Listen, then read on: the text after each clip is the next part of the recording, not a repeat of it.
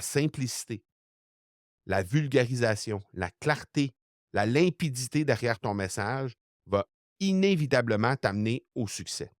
On a plusieurs bons exemples au sein de l'académie qui mènent vers ça. Maintenant, j'ai envie de te dire 5 choses qui amènent à un discours éloquent et clair, juste pour te réconcilier avec le fait que c'est pas si complexe que ça, en fait, de pouvoir faire ça. La première chose, c'est l'authenticité. Sois toi-même. Et je le sais, parfois, c'est difficile de se rendre vulnérable au point de dire: «Je suis moi-même et j'accepte de me livrer sous mes bons comme mes moins bons jours. J'accepte de livrer mes échecs comme mes victoires. J'accepte de livrer des échecs de mes clients comme des victoires de mes clients» et c'est ce que tu retrouves sur le podcast que tu es en train d'écouter présentement. C'est ce que tu vas retrouver sur le podcast de Charles Côté si tu vas écouter de ce côté-là aussi.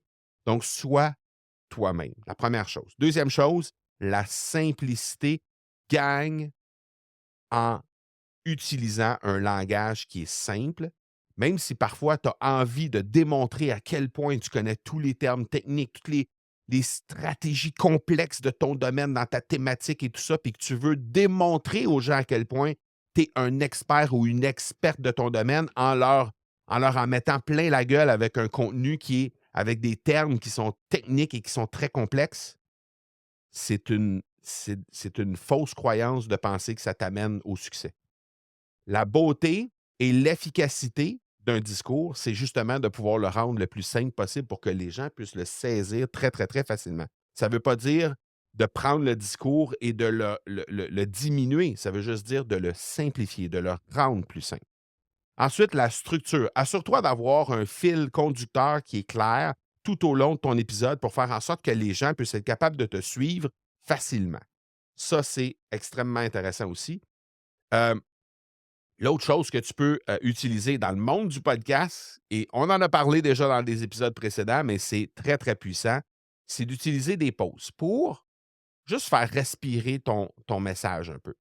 Donc d'utiliser des pauses, ça ne veut pas nécessairement dire d'utiliser à chaque fois le silence, quoique c'est très puissant de le faire, mais ça ne veut pas nécessairement dire d'utiliser le silence. Ça peut vouloir dire aussi de raconter une histoire qui permet à ton audience après une partie un peu plus technique de ton contenu, de se déposer un peu et d'assimiler tout ça à travers une histoire que tu vas lui raconter.